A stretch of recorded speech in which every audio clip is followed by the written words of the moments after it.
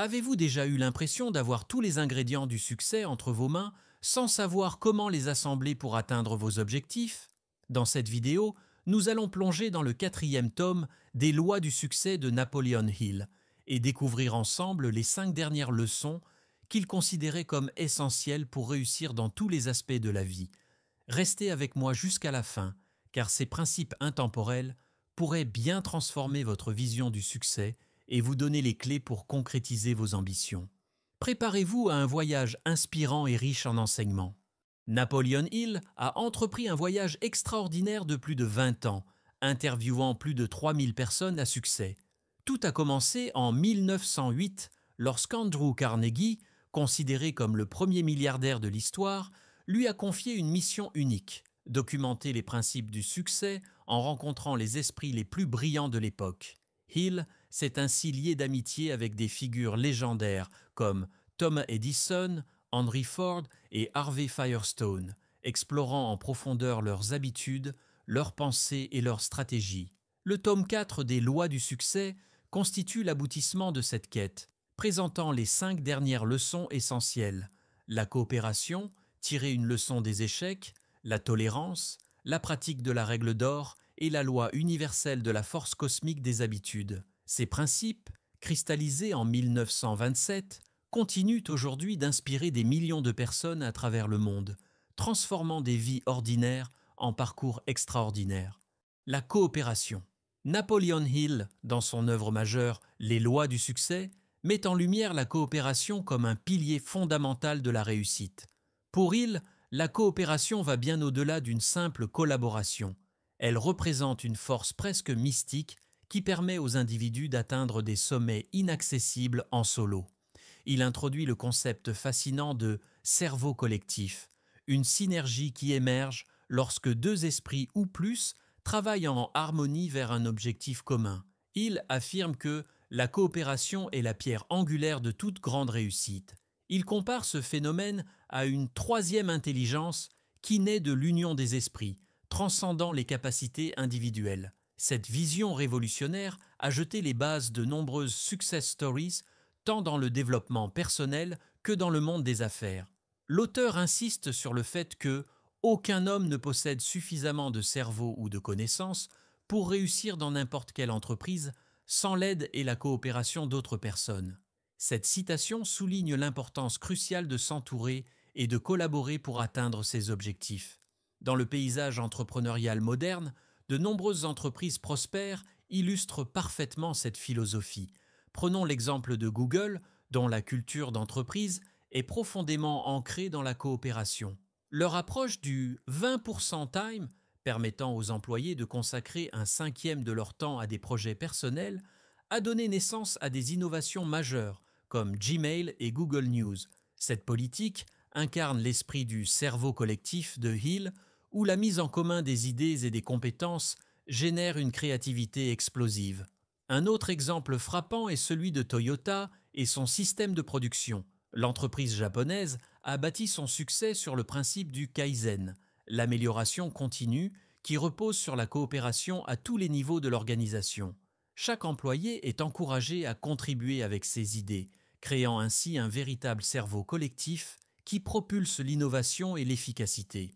La vision de Hill sur la coopération trouve également écho dans le monde de la tech avec des plateformes comme GitHub.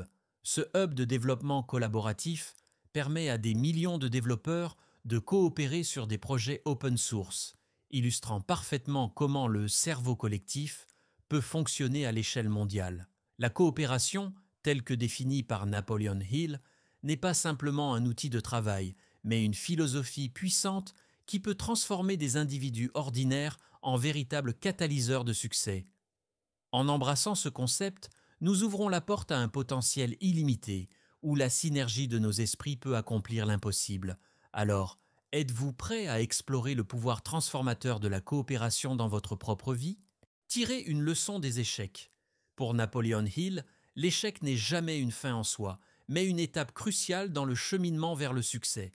Il considère chaque revers comme une opportunité déguisée, affirmant que chaque échec porte en lui la semence d'un avantage égal ou supérieur. Cette vision transforme l'adversité en un puissant levier de croissance personnelle et professionnelle. Hill insiste sur le fait que l'échec est un signal, une indication que nos plans doivent être ajustés, et non un appel à abandonner. L'histoire regorge de figures emblématiques qui illustrent cette philosophie.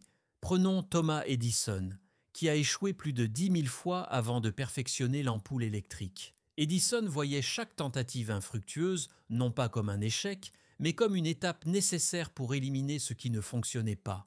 De même, Walt Disney a surmonté des faillites et des critiques sévères avant de bâtir son empire mondial. Ces exemples montrent que persévérer face à l'échec est souvent le prélude à des réussites extraordinaires. Il propose une méthodologie claire pour tirer parti des échecs. Tout d'abord, il encourage à analyser objectivement ce qui s'est passé. Qu'est-ce qui a mal tourné et pourquoi ?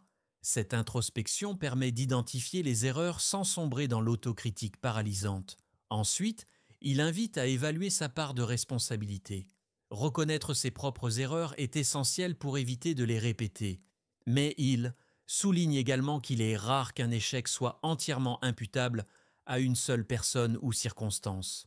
Une fois les leçons tirées, l'étape suivante consiste à reconstruire des plans plus solides et à les mettre en œuvre avec persistance. Il rappelle que la majorité des hommes échouent parce qu'ils manquent de persistance pour créer de nouveaux plans lorsque les anciens échouent.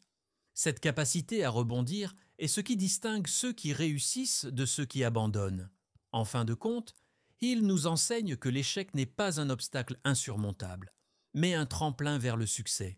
En adoptant cette perspective proactive et en apprenant de chaque revers, nous pouvons transformer nos défaites temporaires en victoires durables. L'échec devient alors non pas une fin tragique, mais le début d'un nouveau chapitre prometteur. La tolérance. Napoleon Hill considère la tolérance comme l'un des principes les plus essentiels pour atteindre le succès, tant personnel que collectif. Il la définit comme l'acceptation et le respect des différences, qu'elles soient d'opinion, de croyance ou de pratique, tout en évitant les sentiments de rejet ou de hostilité. Selon Hill, l'intolérance est une force destructrice qui freine le développement moral, mental et spirituel et empêche les individus d'accéder à des opportunités précieuses. L'intolérance signifie que l'on a cessé d'acquérir des connaissances, écrit-il, soulignant que ce défaut est souvent enraciné dans l'ignorance et la peur. Sur le plan psychologique, la tolérance joue un rôle crucial en ouvrant l'esprit à de nouvelles idées et perspectives. Hill explique que ceux qui pratiquent la tolérance sont capables de penser avec précision et d'élargir leur compréhension du monde, ce qui favorise l'innovation et la résolution de problèmes. En revanche, l'intolérance limite la capacité d'apprendre et de collaborer, créant des barrières inutiles entre les individus et les groupes. Par exemple, dans le domaine professionnel, un leader tolérant peut tirer parti de la diversité des points de vue pour prendre des décisions équilibrées et éclairées, tandis qu'un leader intolérant génère méfiance et conflits. Il met également en garde contre les préjugés qui alimentent l'intolérance.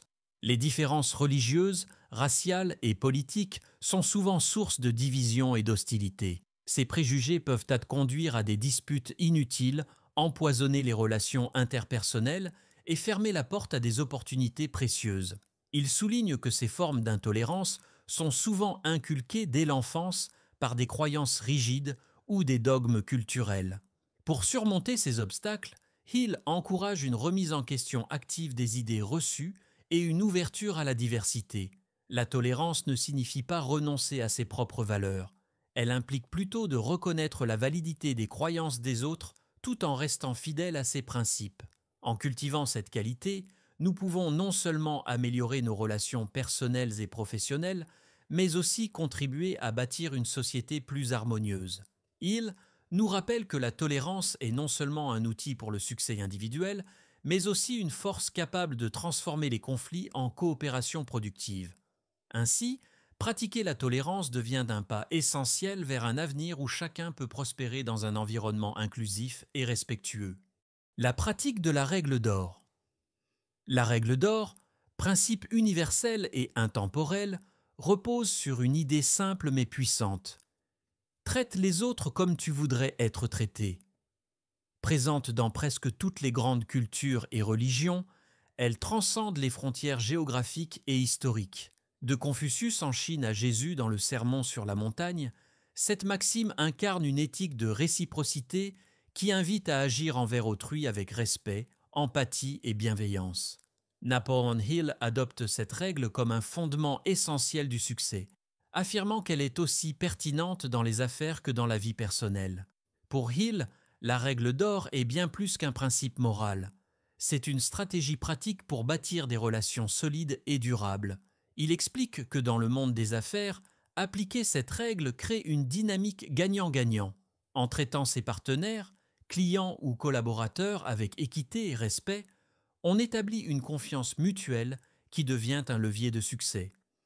Il souligne que les entreprises qui intègrent cette philosophie dans leur fonctionnement prospèrent davantage, car elles attirent la loyauté et l'admiration. De nombreux exemples modernes illustrent cette vision. Prenons Patagonia, la marque de vêtements outdoor qui place l'éthique au cœur de son modèle économique. En adoptant des pratiques respectueuses de l'environnement et en traitant ses employés avec générosité, Patagonia a non seulement gagné la fidélité de ses clients, mais aussi renforcé son image de marque. Un autre exemple est celui de Starbucks, qui s'efforce d'offrir des conditions de travail équitables à ses employés tout en soutenant des initiatives sociales. Ces entreprises montrent qu'appliquer la règle d'or peut être un moteur puissant de croissance. Il insiste également sur l'importance d'appliquer ce principe dans sa vie personnelle. Il affirme que traiter les autres avec respect et empathie ouvre des portes insoupçonnées, favorise des collaborations fructueuses et crée un réseau solide basé sur la confiance. La règle d'or devient ainsi une boussole morale et stratégique pour naviguer dans un monde parfois complexe. En intégrant cette règle dans nos actions quotidiennes, nous cultivons un environnement où chacun peut prospérer. La règle d'or n'est pas seulement une maxime, elle est une clé universelle pour transformer nos relations et atteindre le succès durable. Alors, êtes-vous prêt à l'appliquer dès aujourd'hui? La loi universelle de la force cosmique des habitudes. Napoleon Hill décrit la loi universelle de la force cosmique des habitudes comme une énergie fondamentale qui façonne notre destinée. Selon lui, nos pensées si en nos actions répétées se transforment en habitudes, lesquelles deviennent des forces automatiques qui influencent chaque aspect de notre vie. Il souligne que cette loi est neutre. Elle peut aussi bien renforcer des comportements positifs que négatifs. Ainsi, maîtriser cette force revient à prendre le contrôle de son avenir en cultivant des habitudes alignées avec ses objectifs. Les habitudes, selon Hill, sont formées par la répétition constante d'une action ou d'une pensée. Lorsqu'une habitude s'installe, elle devient une partie intégrante de notre subconscient, nous guidant sans effort apparent. Cependant, transformer une mauvaise habitude en une bonne requiert un effort conscient et persistant. Hill explique que chaque nouvelle habitude commence comme une toile fragile, semblable à une toile d'araignée, mais qu'elle peut devenir aussi solide qu'un câble si elle est entretenue avec régularité. Les personnes à succès partagent souvent des habitudes communes qui les propulsent vers leurs objectifs. Hill a observé que des figures emblématiques comme Henry Ford ou Thomas Edison pratiquaient la discipline quotidienne, la visualisation de leur but et l'apprentissage continu. Ces habitudes leur permettaient de rester concentrés et résilients face aux défis. Par exemple, Edison répétait inlassablement ses expériences jusqu'à obtenir le résultat souhaité, illustrant la persévérance comme moteur du succès. Il propose une méthodologie pratique pour développer des habitudes positives. Tout commence par un objectif clair et spécifique. Il insiste sur l'importance de commencer petit. Une action simple répétée quotidiennement peut devenir un pilier de transformation. Ensuite, il recommande d'associer cette nouvelle habitude à une routine existante pour faciliter son intégration. Par exemple, lire quelques pages d'un livre chaque matin après avoir pris son café peut devenir une habitude durable. Enfin, Hill préconise le renforcement positif. Célébrer les petites victoires pour maintenir la motivation. En maîtrisant cette force cosmique des habitudes, nous pouvons littéralement reprogrammer notre vie pour atteindre nos aspirations les plus élevées. Il nous invite à réfléchir. Quelles habitudes cultivons-nous aujourd'hui? Sont-elles des alliés ou des obstacles sur le chemin de notre succès, la réponse pourrait bien déterminer notre avenir. Synthèse et perspective moderne. Les 5 leçons de Napoleon Hill forment un écosystème interdépendant où chaque principe renforce et complète les autres. La coopération crée un terreau fertile pour l'innovation, mais elle nécessite la tolérance pour accueillir des perspectives diverses. Ces interactions sociales s'enrichissent mutuellement grâce à la règle d'or qui instaure un climat de confiance réciproque. Pourtant, même ce système relationnel sophistiqué serait vain sans la discipline des habitudes, véritable colonne vertébrale qui transforme les intentions en actions durables. Quant à la gestion des échecs, elle agit comme un système immunitaire psychologique permettant à l'ensemble de s'adapter et d'évoluer face aux défis. À l'ère numérique, ces principes prennent des formes nouvelles et passionnantes. La coopération dépasse désormais les frontières géographiques grâce aux plateformes de travail collaboratif comme Slack ou Notion, tandis que l'analyse des échecs s'appuie sur des données en temps réel grâce à l'IA analytique. La tolérance trouve un nouveau champ d'application dans la gestion des communautés en ligne multiculturelles où comprendre les codes spécifiques à chaque groupe devient crucial. La règle d'or se matérialise dans l'économie de l'attention par des algorithmes qui récompensent le contenu bienveillant et authentique. Personnellement, j'ai expérimenté cette synergie en développant une chaîne éducative sur les neurosciences. La coopération avec des experts a permis de crédibiliser le contenu, tandis que l'analyse méticuleuse des vidéos peu visionnées, nos échecs, a guidé l'amélioration progressive. L'adoption d'habitudes de production rigoureuses, comme un calendrier éditorial strict, a créé une régularité appréciée par l'audience. Le véritable tournant est survenu en appliquant la règle d'or, en priorisant systématiquement la valeur apportée aux spectateurs plutôt que les indicateurs de performance. L'engagement naturel a augmenté de 150% en 6 mois. Ces principes centenaires révèlent aujourd'hui une pertinence renouvelée. À l'heure où l'intelligence artificielle transforme nos modes de travail, c'est précisément notre capacité à cultiver ces qualités humaines fondamentales qui deviendra notre plus grand atout. La véritable modernité ne réside pas dans l'abandon des sagesses éprouvées, mais dans leur réinvention audacieuse au service de nos aspirations contemporaines.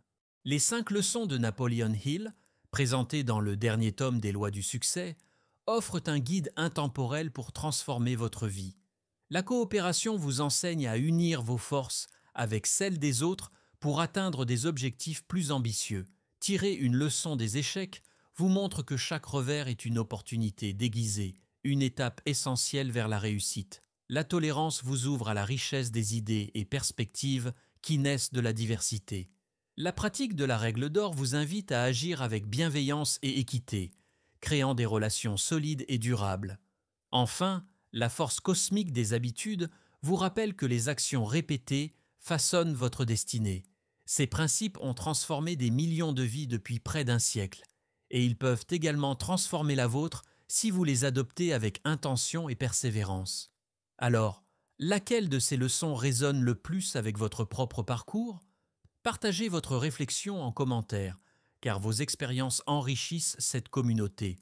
Si cette vidéo vous a apporté de la valeur, prenez un instant pour la partager avec ceux qui pourraient en bénéficier et abonnez-vous à la chaîne pour découvrir davantage d'outils inspirants. Ensemble, construisons un avenir guidé par ces principes puissants.